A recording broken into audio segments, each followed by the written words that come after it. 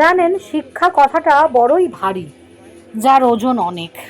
বরং প্রাত্যহিক জীবনে আমরা যা বলি পড়াশুনো বা লেখাপড়া, তাই বরং থাক। বিএডে পড়ানো হতো জানেন, বা এখনো হয়, শিক্ষক আসলে ফেসিলিটেটর, অর্থাৎ শিক্ষাকে সহজ ও কার্যকর করার জন্য তিনি সাহায্য বা সহায়তা করেন।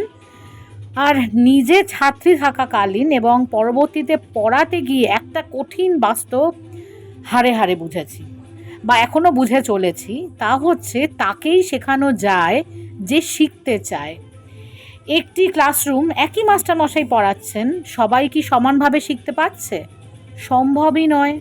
অনেকে বলেন যে যতটা পাচ্ছে ততটা শিখছে, কেউ কেউ বলেন সেটাও ঠিক নয়, যে যতটা নিতে চাইছে সে ততটাই নিচ্ছে, নো মোর নো লেস।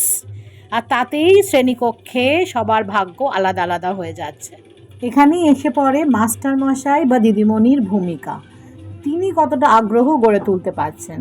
তবে আমার ক্ষেত্রে আমি জানি, আমাকে যারা যারা পড়াশুনো শিখিয়েছেন, টিচাররা বাদে, আমার মা, আমার মাসি, বড্ডই তাদের বেগ পেতে হয়েছিল।